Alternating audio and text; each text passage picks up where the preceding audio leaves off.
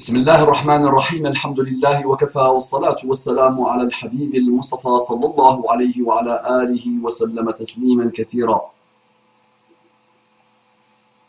Attention, صلي وسلم على محمد. صلي وسلم على محمد. رب اشرح لي صدري ويسر لي أمري واحلل عقدة من لساني يفقه قولي. إخواني أخواتي, mes frères et sœurs, en Allah, أبنائي بناتي, mes fils et mes filles,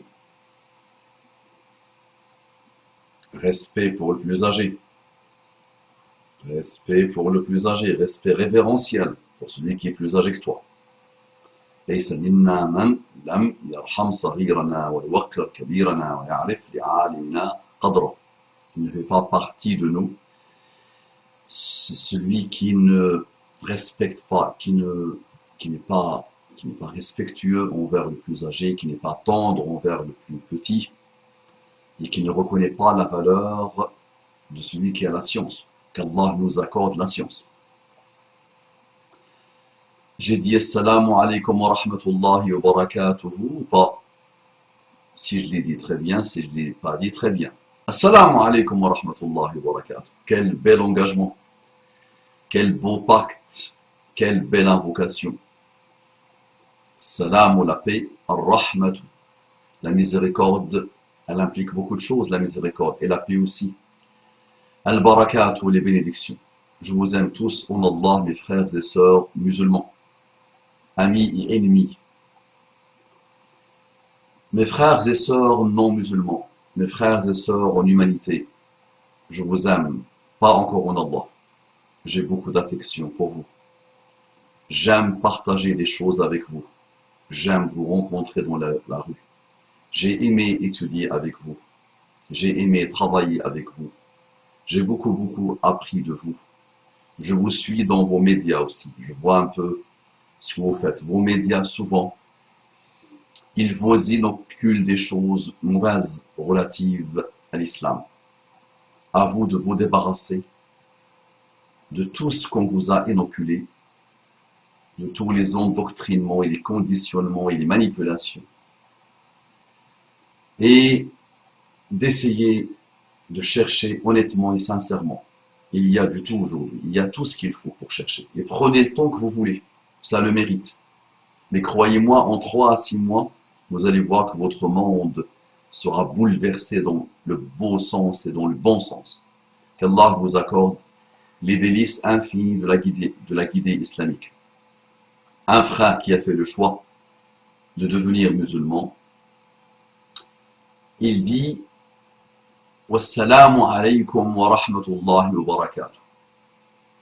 Assalamu alaykum wa rahmatullahi wa barakatuh. Pourquoi wa?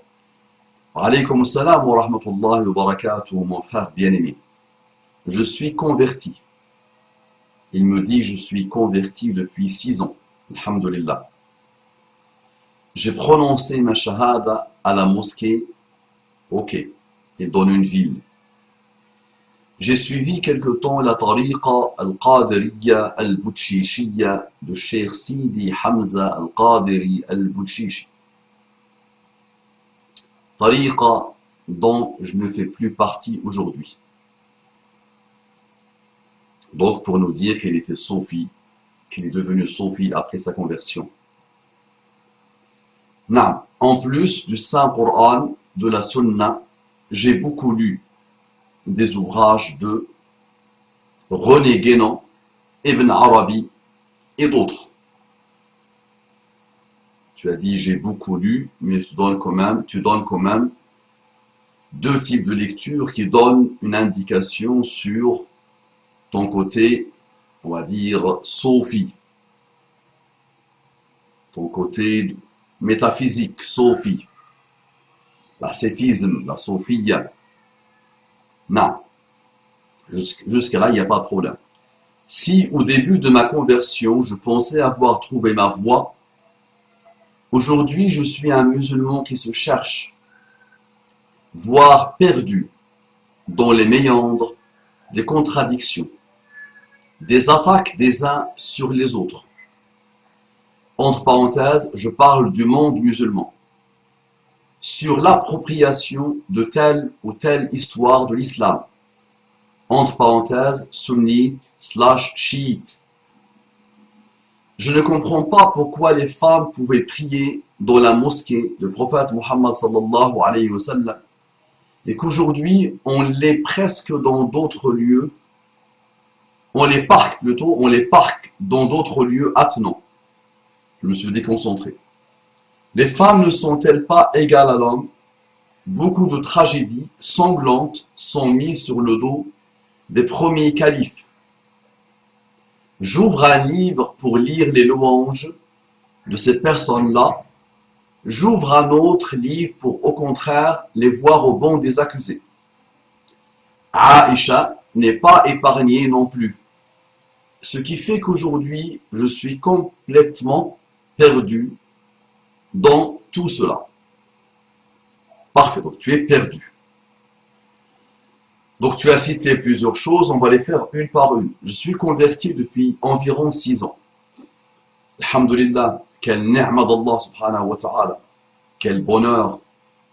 Tu es quelqu'un d'unique, masha'Allah. Tu es quelqu'un de particulier. Ce n'est pas n'importe qui peut mériter l'islam. Dans ce monde de contradiction totale, un monde de brutes, un monde d'injustice et d'oppression et de méchanceté, et d'égarement surtout, et d'égarement, où les gens se prennent pour des choses parce qu'ils sont apostats ou parce qu'ils sont athées, les gens se prennent pour des gens intelligents parce qu'ils ont apostasié ou parce qu'ils sont athées. Très bien, donc toi, masha'Allah, tu as eu l'islam. Tu as ouvert ton cœur à l'islam, tu as embrassé l'islam. Très bien. J'ai prononcé ma shahada à la mosquée 2. Parfait. Donc la shahada, c'est l'attestation de foi. Pour qu'un non-musulman devienne musulman, il suffit qu'il dise Ashhadu an la ilaha illallah wa ashhadu anna Muhammadan Rasulullah. Donc c'est une attestation de foi, une certitude totale. C'est pas je crois, c'est vraiment j'atteste avec la certitude la plus totale. Parfait, donc tu as fait ça. Qui est comme toi? J'ai suivi quelque temps la tariqa Qadiriya Bouchishiya de Cheikh Sidi Hamza al-Qadiri Bouchishi. Tariqa dont je ne fais plus partie aujourd'hui. Tu vois, donc tu es un être humain qui s'est converti à l'islam, tu as choisi une tariqa. Un autre converti choisira autre chose. Un autre choisira de combattre l'islam. Un autre choisira de combattre les musulmans. Un autre choisira d'adorer Allah et de le vénérer et de l'aimer toute sa vie, de le craindre toute sa vie et de prendre Muhammad sallallahu alayhi wa sallam comme modèle. Donc tu vois, les êtres humains en face du Coran et la Sunna, 1400 ans après Muhammad sallallahu alayhi wa sallam, et les réactions des gens sont infinies. C'est pour t'aider à comprendre ce que tu dis sur les Sahaba et ce que tu dis sur les divisions. Je peux écrire un mot, et à l'époque quand nous étions en école, on nous écrivait un mot et on nous disait de penser, de réfléchir par rapport à ce mot. À quoi il nous fait penser. Donc il y avait une infinité de réponses. Parfois des réponses, subhanallah, insoupçonnables. Ça c'est l'humain. Donc nous sommes différents. Par rapport à n'importe quelle chose, nos actions et nos réactions sont très différentes. Donc toi-même, tu as passé un certain temps dans une tariqa. Moi je te dis, la majorité écrasante de tariq aujourd'hui, allez, je dis la majorité, la totalité de tariq aujourd'hui sont à côté de la plaque. La majorité, tu vois, en général je dis la majorité. Là je peux te dire, la totalité des tariq, des confréries dites Sophie, dites, parce qu'elles n'ont rien à voir avec la Sophie, c'est que du, malheureusement c'est que du mensonge, ça ment à soi-même, on a perverti la Sophie. Donc tu as choisi ça. D'accord. Et là tu es sorti de ça. Donc les êtres humains, qu'ils soient Sahaba ou autres, quels que soient les humains, par rapport à une chose, il va y avoir des divergences, il va y avoir des divisions, il va y avoir des interprétations, il va y avoir des actions et des réactions.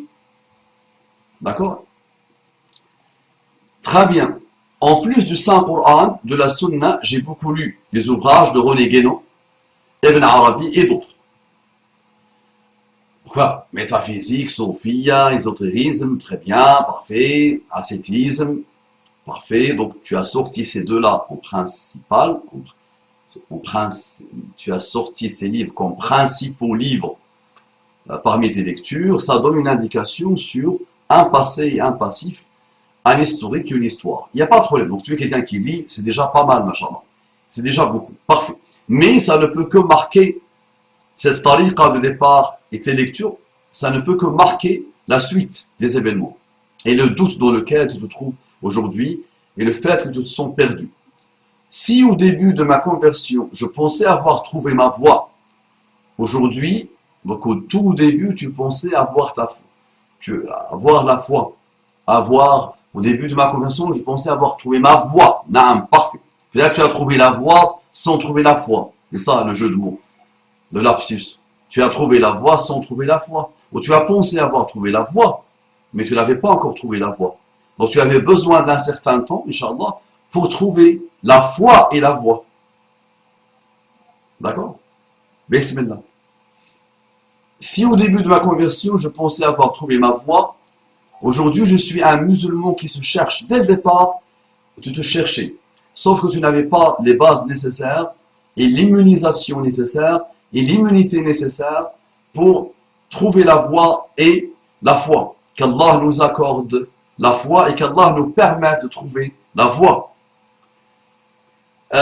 Mais ce n'est pas ta faute. N'importe quel humain a besoin d'évoluer. Tu avais besoin d'être immunisé. Ça fait 6 ans de ta vie, tu es né dans l'islam, ça fait 6 ans. Peut-être tu as eu besoin de ces 6 ans pour t'immuniser. C'était peut-être les premières bactéries, donc les premières bactéries qui devaient passer dans ton corps intellectuel et spirituel et moral pour t'immuniser pour l'avenir, Inch'Allah. Donc il n'y a pas de problème. Nous évoluons, nous apprenons. Ce qui est grave et gravissime et strictement mauvais et strictement interdit, c'est de continuer dans l'égarement, sans jamais se remettre en cause. D'accord? Donc, alhamdoulilah, tu as d'abord remis en cause la tariqa dans laquelle tu as nagé. Donc, tu as à toi de me donner, Inch'Allah, ton expérience. D'accord? Je connais la tariqa. Cette tariqa, je la connais.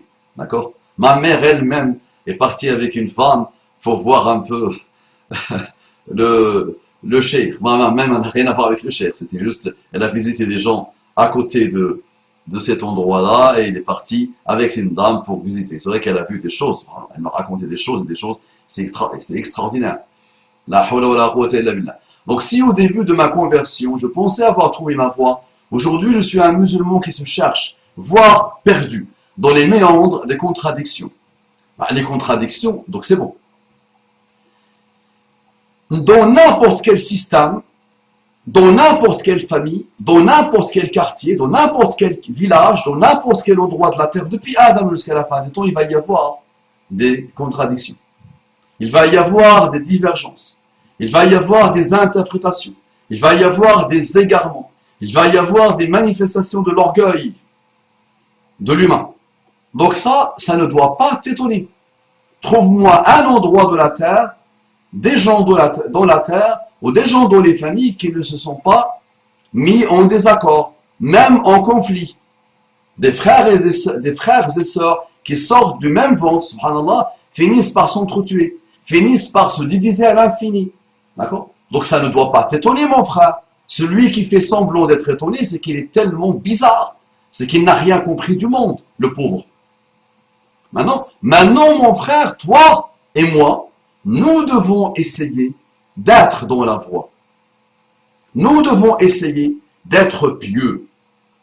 En face, on aura des mesquins. On aura des gens instables. On aura des gens orgueilleux. On aura des gens qui nous lanceront la guerre. On aura des gens qui viendront nous attaquer. Mais toi et moi, et lui et elle, et X et Y, nous devons nous déployer jusqu'à notre dernier souffle pour essayer de sortir de cela. De rappeler aux musulmans, d'abord, que nous avons plus de 95 à 99% de choses en commun. Et imagine, nous avons Allah en commun. Nous prions pour Allah. Nous lisons le Coran, la parole d'Allah. Nous lisons le même Coran. Nous avons le même prophète Muhammad sallallahu alayhi wa sallam. Nous avons les mêmes prophètes que le Coran a évoqués. Et il nous a parlé de leur vie, de leurs épreuves, de leur déploiement, de leur engagement devant Allah. Nous avons une histoire faite par des hommes. Elle n'est pas faite par des anges. Elle est faite par des hommes. Donc on prend le bon et on laisse le mauvais. On tire les leçons du mauvais. D'accord? Donc si chacun dit « Ah, il y a des contradictions », eh ben, tout le monde sera tout le monde sera perdu, Habibi, et tout le monde sera dans le doute, et beaucoup de monde quitteront l'islam.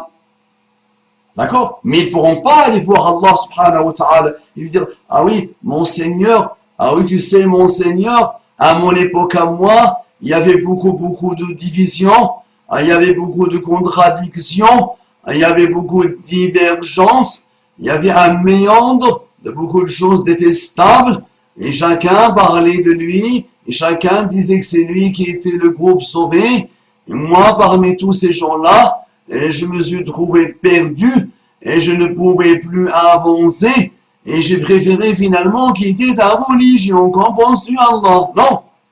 Ah non, ce n'est pas comme ça, mon ami. D'accord? Donc tout ça, ce sont des épreuves. Tu as le Coran, tu as parlé du Coran, mais tu l'as jamais peut-être lu comme il se doit. Tu as parlé de la Sunna, tu l'as peut-être jamais lu comme il se doit. Tu as peut-être l'événement de Muhammad sallallahu alayhi wa sallam, et l'avènement de Muhammad sallallahu alayhi wa sallam, quand je dis les événements de Muhammad sallallahu alayhi wa sallam, c'est sira, la biographie. Tu ne l'as pas analysé la biographie. Tu n'as pas analysé les biographies des prophètes. Ce sont les modèles absolus que nous avons. D'accord? Donc tu me dis contradiction, des attaques des uns sur les autres. Bah, des attaques de gens orgueilleux, des gens sectaires, des gens injustes, des gens mauvais, des gens méchants, des gens malades d'eux-mêmes. Et parfois, ce n'est pas des attaques, parfois c'est des rappels, parfois c'est des choses pour te réveiller. D'accord? Donc il y a de tout, alhamdoulilah. Mais na'am, il y a beaucoup de mal et beaucoup de mots. Na'am, M-A-U-X. Il y a beaucoup de choses mauvaises. Il y a beaucoup de problèmes. Il y a beaucoup de contradictions. Il y a beaucoup de divergences. Na'am, et alors? Allah t'a choisi pour l'islam parce qu'il a vu que peut-être tu le mérites.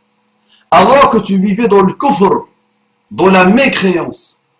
Et la mécréance elle-même n'a pas réussi à te maintenir dans la mécréance. Tes parents eux-mêmes n'ont pas réussi à te maintenir dans l'égarement et la mécréance. Tu as tout subi. Si tu as fait l'école française, tu as subi les penseurs et les philosophes et les anciens grecs et tout ça. Et tu as tout subi. Et rien n'a réussi à te maintenir dans le coffre. Et tu viens aujourd'hui tout heureux ou tout malheureux me dire que avec la lumière de l'islam, je suis perdu. C'est quand même malheureux, non? C'est que tu l'as jamais trouvé peut-être. Ou tu l'as trouvé un tout petit peu. Tu vois, moi je balaye mon ami, je balaye là, et je n'adresse pas la parole à toi. Beaucoup de monde dit ce que tu dis. Des gens musulmans et des gens non musulmans. Des gens qui ont hérité l'islam, comme une djellaba, et d'autres qui se sont convertis. Les musulmans ne veulent pas rentrer à l'islam pour ce que tu cites. Et des musulmans ont quitté l'islam pour ce que tu cites. Et des reconvertis ont le doute où ils ont quitté l'islam pour ce que tu cites. D'accord? Maintenant, mon frère, si l'égarement et la mécréance n'ont pas, et je pense que tu sais dans quoi tu as vécu, mon frère, pas besoin de te le rappeler. Pas besoin de te le rappeler. Et malgré ça, tout ça n'a pas réussi à te maintenir dans la perte. Tu n'es pas resté perdu. Et là, tu me dis avec la lumière d'Allah, je suis perdu. C'est quand même extraordinaire. C'est quand même malheureux, non? Ben à toi de retrouver la lumière d'Allah. Moi, mon frère, tout ce que tu me cites, je l'ai approfondi par la grâce d'Allah subhanahu wa ta'ala. Je le connais sur le bout des doigts, par la grâce d'Allah subhanahu wa ta'ala. Il n'a jamais réussi à à semer un atome de doute dans mon cœur. Jamais. par la grâce d'Allah subhanahu wa ta'ala. D'accord? Très bien. Des attaques des uns sur les autres, entre parenthèses, je parle du monde musulman. Ok, donc tu as passé un certain temps dans le monde musulman, peut-être, ou sûrement, partout dans le monde. Les gens s'attaquent. Tu vois, tes hommes politiques, qu'est-ce qu'ils font? Tu n'as pas étudié peut-être ce qui se passe à l'église. Moi, j'ai étudié ce qui se passe à l'église. Même l'église contemporaine. Mais il y a des guerres. Mais il y a des guerres sans fin. Les athées, il y a eu des guerres entre eux. N'importe quel système de pensée, n'importe lequel. Tu sais, si Lénine n'avait pas été frappé par une mort foudroyante, Staline l'aurait tué. Et tu sais bien que Staline, c'est lui qui a tué Tolstoï.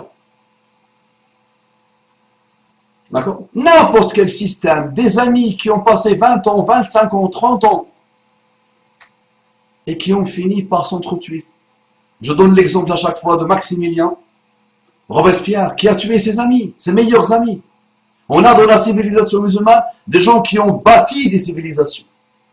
Il y a un, Al-Khurasani, Abu Muslim Al-Khurasani, c'est lui qui était la cause directe et indirecte de l'avènement des Abbasides. C'est lui qui a porté l'avènement des Abbasides dans l'histoire musulmane.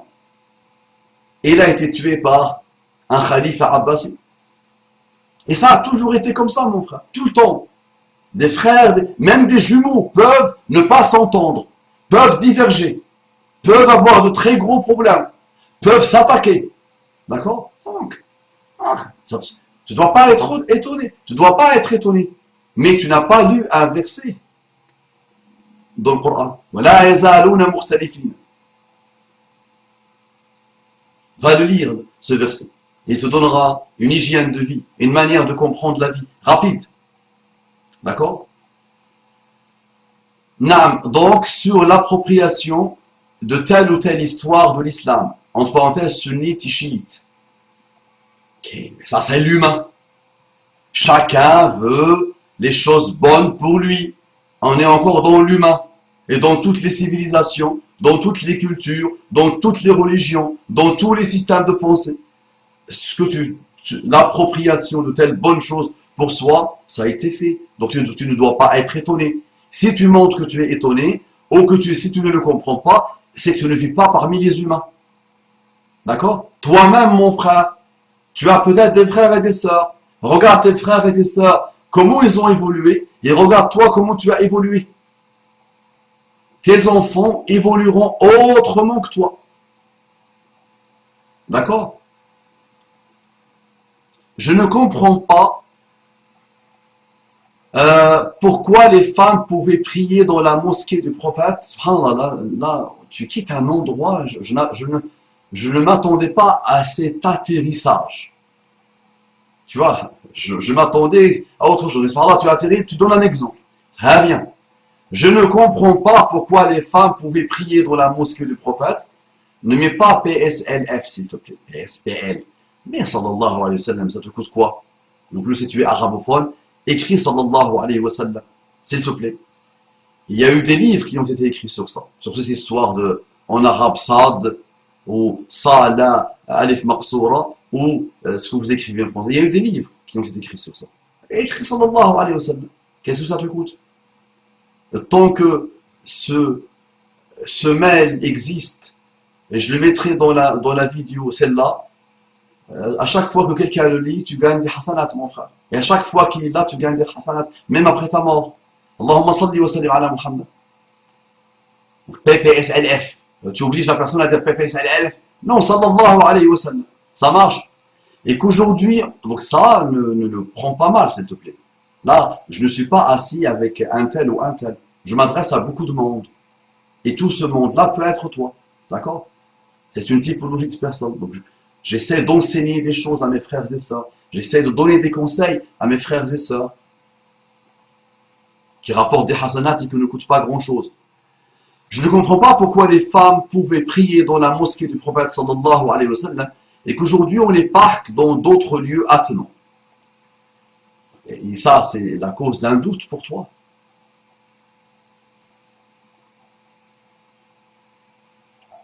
Ça, c'est un doute, ça, pour toi.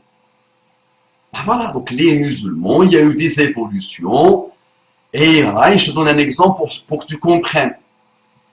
L'imam Malik n'aimait pas trop la présence du chien.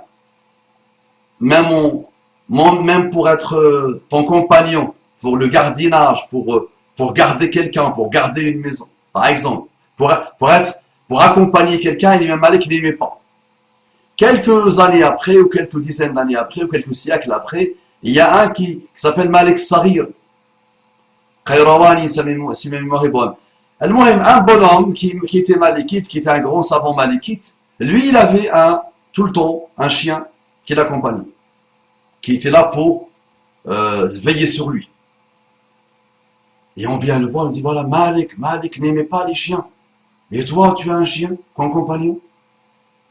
Ah non, c'est pas bien. Donc il leur a dit, mais l'époque de Malik était une époque. Et mon époque est autre, n'a plus rien à voir avec l'époque de Malik. Si Malik avait vécu à notre époque, il aurait mis un lion comme compagnon. Les époques changent, mon frère. Donc il y a eu des évolutions. Il y a eu des évolutions. Tout a changé, tout a évolué. D'accord? Donc aujourd'hui, peut-être les hommes de l'époque de Muhammad sallallahu alayhi wa sallam n'étaient pas comme les pourritures d'aujourd'hui. Les femmes de l'époque de Muhammad, sans vouloir généraliser, les femmes de l'époque de Muhammad sallallahu alayhi wa sallam n'avaient rien à voir, n'ont rien à voir avec les femmes de cette époque aujourd'hui. Malheureuses. D'accord? Donc, les musulmans ont fait un choix. Au niveau de la construction des mosquées. Pour que les femmes soient à l'aise. Pour que les femmes soient bien. Pour qu'elles se sentent bien. Pour que leurs maris aussi se sentent bien. Parce qu'aujourd'hui, mon frère, tu sais, il y a des gens qui volent dans les mosquées. Et ils volent tout, subhanallah, ils volent même l'argent des mosquées. Imagine. Moi-même, en France et à l'étranger, on m'a volé mes chaussures, 9 en plus. C'est-à-dire des gens qui surveillent. 9, des chaussures neuves. Des chaussures achetées par ma mère, quand elle la bénisse, elle avait mis de l'argent, de belles chaussures, et tu dois surveiller tes chaussures à la mosquée. Imagine mon frère. Tu dois les mettre devant toi. Pendant quelques jours, je les mettais devant. Un jour, subhanallah, je devais faire un peu vite, je les ai mis derrière. Et on me les a volés. Et en France, dans la mosquée à côté, une personne que j'aime beaucoup m'a offert de belles chaussures. Je pars avec à la mosquée, on me les vole. La mosquée en France, je n'arrivais pas à le croire ça. Dans les pays arabes, je me dis pourquoi pas. Ils prétendent qu'il y a la pauvreté. Mais quand tu es pauvre, va voler dans une boîte de nuit. Tu voles dans une mosquée. Ça donne une indication sur l'âme de la personne. Ça, c'est les pires, subhanallah. Il y a vraiment des... Moi, juste le vol, déjà. Oubliez le mot juste. Quelqu'un qui vole, ça donne une indication sur lui. Donc, mon frère, les époques ont changé. Essaie toujours de dire, peut-être il y a eu des raisons. Donc, c'est pas pour rabaisser la femme, ou pour sous-estimer la femme, ou pour mépriser la femme. Peut-être en attendant qu'on éduque les hommes et les femmes à 1% de l'éducation de ceux de l'époque de Muhammad sallallahu alayhi wa sallam, les musulmans ont choisi cette manière de faire aujourd'hui. Peut-être elle changera demain. Mais mon frère, tu mets aujourd'hui les femmes et les hommes dans les mosquées françaises ou belges ou dans les pays arabes, crois-moi qu'il va y avoir des gags. Et en plus, les femmes, elles te disent, je suis avec le hijab, la pauvre. Elle te dit, je suis avec le hijab. À partir du moment où elle a mis un torchon sur sa tête, elle pense qu'elle a eu les clés du paradis, qu'elle est pudique. Alors quand tu vois à partir de là jusqu'en bas, ça fait perdre la tête. Donc imagine dans les mosquées des musulmans, on a des hommes complètement délabrés et non éduqués.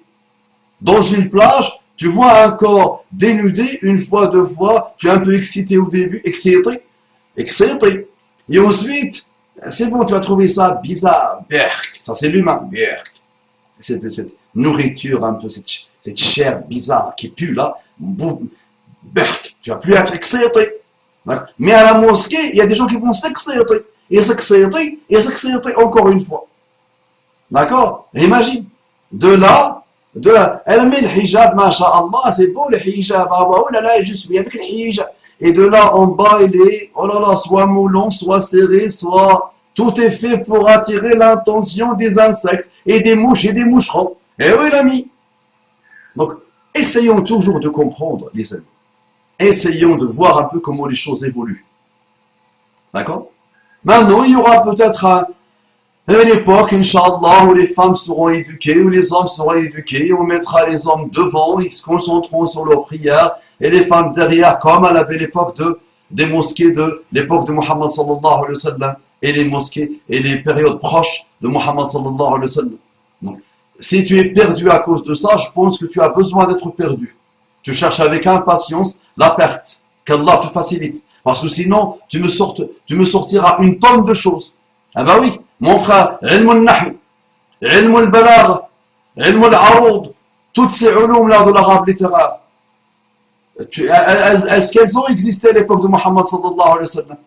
Des fois dans le mushaf, la vocalisation dans le mushaf, est-ce que ça a existé? Il y a eu tellement de choses, de bonnes choses, ce sont les évolutions nécessaires pour le niveau des humains qui évoluent, des musulmans qui évoluent. Omar ibn Khattab, à son époque, il n'avait pas besoin de vocalisation. Il n'avait pas besoin de points dans le Coran. Parce que, كانوا على السليقة. كانوا على السليقة. Mais après, il y a eu d'autres choses. Il y a eu beaucoup d'évolutions et de révolutions. Comportementales, morales, intellectuelles, spirituelles. Il y a eu tellement de choses, mon frère. D'accord? Donc il faut évoluer avec. Et je rappelle toujours à ce type de personnes, au lieu d'insulter et de maudire l'obscurité, allume une bougie. À ton niveau à toi, comment tu commences à solutionner, à rectifier ces choses que tu reproches aujourd'hui aux musulmans et à l'évolution des musulmans. Comment à ton niveau à toi? Comment? Mais là, tu vois qu'il y a, là, il n'y a plus personne. Crois-moi, il n'y a plus personne. Bla bla bla bla bla, maudire, insulter, dénigrer, critiquer. Ah, tout le monde sait faire. Mais quand il faut bâtir, quand il faut édifier, quand il faut avancer sur la durée, mon frère, régulièrement, sur la durée, malgré les obstacles, malgré les entraves, là, on ne trouve plus personne. Et je dis, Inna Allah ma'a sabiri. Allah est avec les endurants, mais lui n'a rien à voir avec l'endurance. Ah, n'a rien à voir avec sabre. Ni patience, ni endurance, ni rigueur, ni détermination, ni sens de responsabilité, ni goût de l'effort, ni détermination, ni implication, niyat. Walou. Donc arrêtez s'il vous plaît. À toi. Toi, tu es venu avec une bonne niya. Tu es perdu, tu as besoin de quelqu'un qui te conseille. C'est déjà le début de ta guérison, Inch'Allah. C'est le début de ta guérison. Tu ne seras plus perdu, Inch'Allah. Tu trouveras ta boussole. Donc, remets-toi en cause, remets ta foi initiale en cause, tire les leçons de ces 6 années de conversion, Inch'Allah, et tu trouveras la voie. La voie, elle est dans le Coran, dans la Sunna, dans l'événement de Muhammad sallallahu alayhi wa sallam, et dans l'avènement de Muhammad sallallahu alayhi wa sallam, sa sira. Une recherche sincère, de la science sincère, bordée et normée par le Coran et la Sunna, et la sira de Muhammad sallallahu alayhi wa sallam. Une recherche sincère, de la science sincère, normée par le Coran et la Sunna, et la sira de Muhammad sallallahu alayhi wa sallam. Point barre. Les femmes ne sont-elles pas égales à l'homme? Na'am. Nisa'uhu shaqa'iqur rijal. Na'am. Donc voilà, beaucoup de tragédies sanglantes sont mises sur le dos des premiers califes. Ok. Donc là, il me pose la question, les femmes sont les femmes et les hommes sont les hommes. Ils sont complémentaires, ils sont égaux devant Allah subhanahu wa ta'ala. La femme n'a rien à voir avec l'homme n'a rien à voir avec la femme. C'est comme si un jour quelqu'un me dit pourquoi le lion ne mange pas des macarons. Ça c'est le fitra. La femme a sa fitra, la femme a son cerveau, la femme a sa manière de penser, la femme a ses sentiments, la femme a ses émotions. L'homme aussi a son cerveau, a ses émotions, a beaucoup de choses. Donc ils sont différents mais complémentaires. Allah a voulu dans le fitra créé un homme et une femme complémentaires. Ils sont égaux devant Allah subhanahu wa ta'ala. Et il y a des hommes qui partiront en enfer, il y a des femmes qui partiront au paradis, et il y a des hommes qui partiront au paradis, et il y a des femmes qui partiront en enfer. La femme est ma mère, la femme est ma sœur, la femme est mon épouse, la femme est ma fille. Qu'est-ce que nous sommes sans les femmes? Est-ce que tu as déjà dit à ta maman, eh, moi je suis meilleur que toi, moi je suis supérieur à toi? Non, d'accord? Donc on vit en bonne intelligence avec la femme. On ne vit pas en concurrence, en combat, en confrontation, en lutte. On vit dans une complémentarité totale. Tant qu'on ne l'a pas compris, on n'ira pas loin. D'accord? Beaucoup de tragédies sanglantes sont mises sur le dos des premiers califes. Là, tu me cites, s'il te plaît, des tragédies. Allah yajazik. Là, c'est des paroles pompeuses. D'accord? Ça, c'est des paroles pompeuses. Tu viens, tu m'envoies un mail, s'il te plaît, avec chacune. Chacune. Tu dis tac, tac, tac, tac, tac. Et je te l'analyserai, Inch'Allah, et je te montrerai, Ya Habibi. Ya Habibi. Là, tu parles quand même des Sahaba, des compagnons, Ya Habibi. Et un minimum de adab. Et un minimum de adab. En les insultant, en les attaquant, ou, tu l'as pas encore fait, mais en pensant le mal à ce point de, parce que là tu dis, tragédie, masha'Allah, mais ainsi ont été commises par les califes. Attends, par les califes, n'est-ce pas?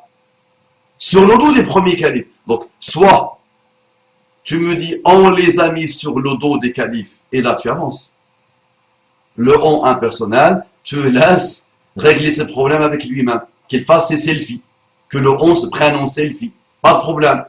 Mais si toi tu crois que les premiers califes, Abu Bakr al-Siddiq, Omar ibn al-Khattab, Uthman ibn Affan, Ali ibn Abi Talib, le Khulafa al-Rashidoun, si ceux-là, tu penses qu'ils ont commis des tragédies, et que toi, masha'Allah, complètement perdu, et qui n'a pas mérité l'islam comme eux, qu'ils l'ont mérité, et tu n'as pas mérité l'islam comme, tu n'as pas mérité la compagnie de Muhammad sallallahu alayhi wa sallam comme eux, ils l'ont mérité. La première, c'est qu'ils l'ont bien vécu, ils l'ont bien compris, ils l'ont bien analysé, ils l'ont bien porté, d'accord?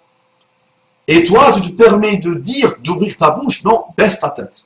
L'imam, en les insultant, en pensant qu'eux, ils ont commis des tragédies, tu insultes Muhammad sallallahu alayhi wa sallam. Tu insultes leur maître, leur mu'allim. Mais tu as un parcours soufi. Et tu as bien lu dans tes lectures que les soufis n'ont rien d'authentique. La majorité écrasante des ahadiths, la majorité écrasante des récits, la majorité écrasante des racontars et des narrations. Les racontars, c'est autre chose, ça peut être péjoratif. Mais les récits, na'am, les histoires, na'am, les hadiths, na'am, sont batil. Tout est inventé. Donc tu sais bien que les soufis en général, mon frère, les soufis, attention, dévié. Le mot soufi est très important. C'est un mot, attention, d'un très haut voltige. Le concept est un concept d'un très haut voltige. Attention, qui n'a rien apporté à l'islam. Tout est dans l'islam. Mais si je parle des premiers soufis, de la naissance de ce mot, de ce concept, de ce qu'on a voulu faire avec, donc je parle des déviés, des soufis déviés. Donc dans le récit, tout est inventé. Leur hadith, batil. Et quand c'est un tout petit peu authentifié, c'est daïf. D'accord? Donc tu as été habitué à cette vision-là, et il faut qu'on te formate maintenant ton disque dur. Eh oui, il faut qu'on te réforme, mon frère. Il faut que tu te réformes, d'accord? Que tu nous délaisses un peu de lecture de ton Arabi et de ton ami, d'accord? Et que tu te réveilles dans d'autres lectures. L'authentification, mon frère. Les récits authentiques. Donc quand il s'agit des khulafa Rashidoun, mon frère, il y a un adab à avoir. Parce que la tasubbu ashabi, dit Muhammad sallallahu alayhi wa sallam. La an-nahiya. Si tu as appris l'arabe, la an-nahiya. C'est là qui t'interdit de faire. La tasubbu ashabi. N'insultez pas mes compagnons. Et ce n'est pas n'importe quel type de compagnon là, autour de quel tu tournes là. C'est quand même le khulafa ar-Rashidoun les quatre. Et aïe. Aïe, aïe, aïe, aïe, aïe, mon frère. Aïe. Qui a dit qu'ils sont infaillibles? Pas moi. Et pas toi. D'accord? Mais mon frère, même dans leur infaillibilité, ils n'en sont pas comparables aux meilleurs parmi nous. On doit le dire, on doit l'avouer, mon frère. Là, tu parles d'Abu Bakr as-Siddiq, Habibi. Habibi, Abu Bakr as-Siddiq. عمر بن الخطاب الفاروق لو كان نبي بعدي لكان عمر. أبو بكر لو وزن إيمان الأمة بإيمان أبي بكر لرجح إيمان أبي بكر. Donc là, le niveau, là, c'est autre chose, mon frère. Ça dépasse la métaphysique. Uthman, وما أدراك ما عثمان ذو النورين. Le seul être humain sur terre qui s'est marié avec deux filles d'un prophète, et pas n'importe quel type de prophète. تستحي منه الملائكة. ألا أستحي من رجل تستحي منه الملائكة. دي محمد صلى الله عليه وسلم. حبيبي, هذا استحيا منه الرسول. الرسول lui-même استحيا منه, من عثمان. Tu viens, toi, mon ami, parler de cela. Quelle que soit la fitna qu'Uthman a subi ou il a vécu, tu te tais quand tu parles de Uthman. Tu te parles avec adab. Tu parles avec adab, mon frère. Sinon, tu tombes dans les pièges. Parce que personne de normalement constitué ne peut détester, ne peut dénigrer les Sahaba. Surtout cela. Surtout cela. Donc attention. D'accord? Et c'est pour ça, quand j'étais encore jeune, j'entendais mon cher Mohammed Hassan disait, quand tu t'intéresses à ce hima, l'enclos protégé des Sahaba, tu dois avoir d'abord une aqida d'un très haut voltige. Tu vois tes aventures chez les soufis ont déstabilisé ta aqida, le pauvre. Eh oui, l'ami. Déjà ta aqida, malheureusement, tu vois avec quoi il a été mélangé. Surtout si tu étais un intellectuel qui a lu les écrits des grands soufis déviés. Tu vois? Donc d'abord, il faut une aqida totale, claire, mon frère. Ensuite, il faut une capacité de science, il faut être dans la science authentique. Naam, il faut des akhlaq, mon frère. Il faut des akhlaq. Il faut une connaissance de Muhammad sallallahu alayhi wa sallam avant de t'aventurer, mon frère. Juste pour aller dans l'enclos protégé des Sahaba, tu dois d'abord avoir beaucoup de garde-fous, beaucoup de normes, beaucoup de codes, beaucoup de choses. Et lui s'aventure, le pauvre, parce qu'on vous a destillé des choses. On vous a inoculé des choses, mon frère. Quand tu es dans l'authentique, mon frère, tu comprendras que ça n'a rien à voir. Là, tu es dans le soufisme, tu es dans le chiisme un tout petit peu, parce que les soufis et les chiites se rencontrent dans beaucoup de malheurs. Les chiites ont manipulé les soufis et les pauvres. Eh oui, les soufis et les pauvres se sont fait avoir avec les chiites, par les chiites. D'accord? Donc ils vous ont piégé, ils vous ont fait tomber dans des pièges malheureusement douloureux. Donc tu ne peux pas t'en sortir bien, mon frère. Eh oui, eh oui, eh oui, eh oui. Tu ne peux pas t'en sortir indemne de cette aventure malheureuse. Là, tu es perdu. Ah bah oui, tu es perdu, tu as le doute. Parce que, comment tu oses dire, alhamdoulilah que tu as employé, sont mis sur le dos des premiers califes. Même si toi, quand tu l'utilises, d'après ce que je vois, tu l'utilises peut-être en attestant, en disant que peut-être, oui, ça s'est produit. Là, habibi. Si toi, qui es rien, tu trouves des choses injustes, penses-tu que eux ne trouvent pas des choses injustes? Il y a des moments de fitan. Il y a ma femme qui est assise là, elle vient d'arriver, ça fait une dizaine de minutes qu'Allah la bénisse. Quand on parle de couple, mon frère, il y a des moments où Shaitan s'installe. Shaitan s'installe. Ton œuf s'installe. Ton côté maléfique s'installe. Le côté maléfique de ta femme s'installe. Après, la famille, la belle famille s'installe. Tu tombes dans des fitanes, parfois tu perds la tête. Tu perds la tête. On s'entretue à mort, juste dans un cercle très limité. L'homme et son épouse et les enfants, et parfois la famille, la belle famille, et on part dans des choses inimaginables, comme guerre. Comme guerre. Et toi-même, tu te perds, tu ne réfléchis même plus. Tu es complètement possédé par Shaitan. Ton épouse elle-même ton beau-père, ta belle-mère, ta mère, ton père, tout le monde est perdu. Fitna, fitna, fitna, habibi. Donc, et là, ça implique peu de personnes. Et on part dans des choses, chacun de vous sait ce qui se passe dans sa famille. Imagine maintenant quelqu'un qui rapporte ce qui se passe dans vos familles. En plus, il va rajouter ses interprétations à lui. Il va rajouter sa manière de voir les choses. Il va pas être objectif. D'accord? Et donc là, on pourra créer des films hollywoodiens et bollywoodiens avec ça. D'accord? Donc imagine qu'on s'implique des armées, qu'on s'implique des contrées entières. Les fitan habibi, les fitan, ça a impliqué des armées, mon frère. Des choses lourdes. Donc le sahabi, qu'est-ce qu'il a essayé de faire? Il a essayé d'avancer avec le moins de dégâts.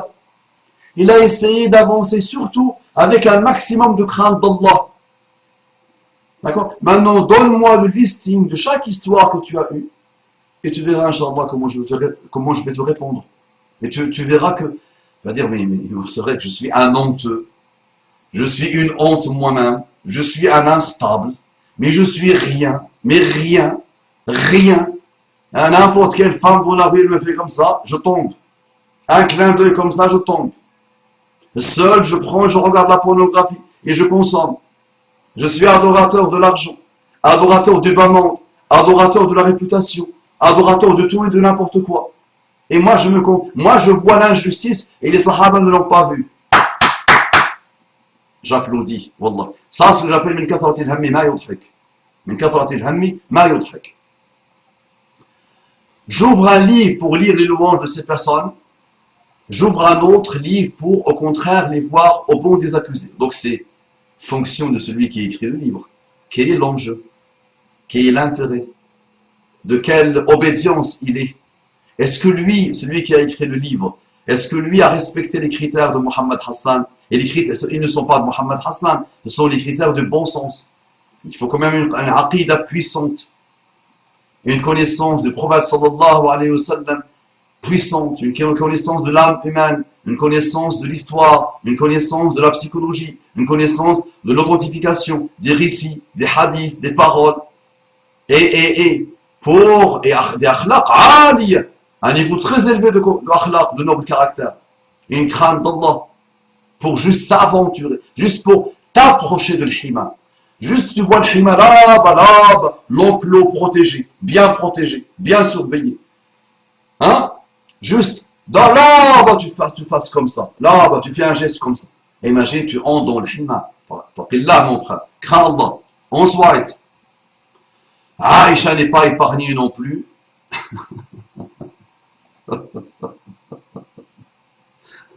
Aïcha est ta mère. Et Aïcha est ma mère. Tu dois un amour infini pour ta mère. Et en plus, c'est la bien-aimée de ton prophète. C'est la bien-aimée, après Khadija, de ton prophète. Comment tu laisses l'ambiguïté et le mystère apprivoiser Aïcha? Aïcha n'est pas une femme infaillible, n'est-ce pas? Mais c'est la meilleure femme que Muhammad sallallahu alayhi wa sallam a aimée après Khadija. Khadija. Elle a fait rire Muhammad sallallahu alayhi wa sallam. Elle a tenu compagnie à Muhammad sallallahu alayhi wa sallam. Elle t'a transmis ta religion. Je disais hier ou avant-hier à quelqu'un, Allah a voulu pour son prophète une femme d'un très haut voltige.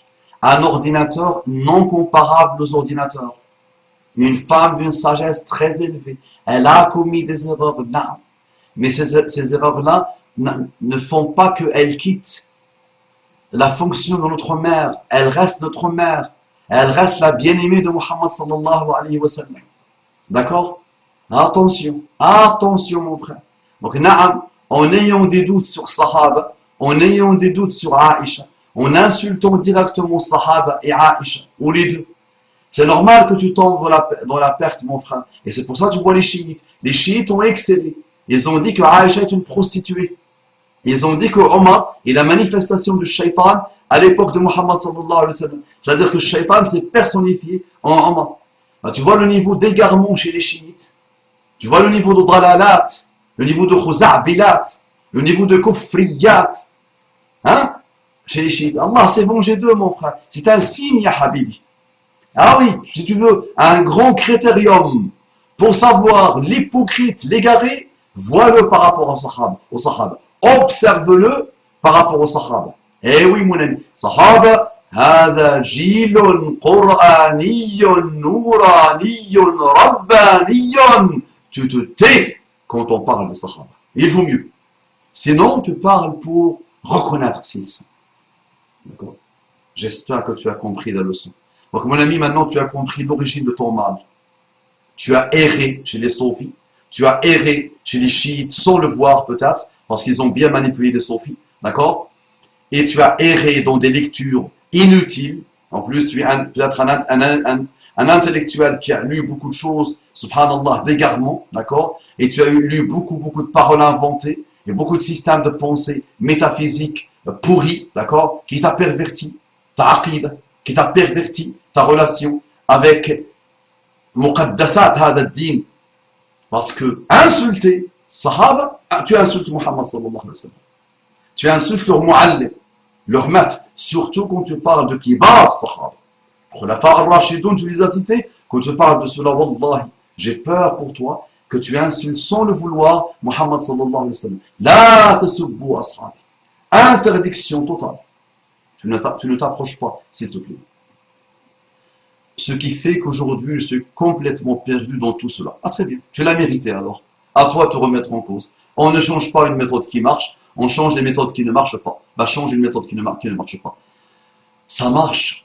أصلح الله لكم الدنيا والآخرة. السلام عليكم ورحمة الله وبركاته.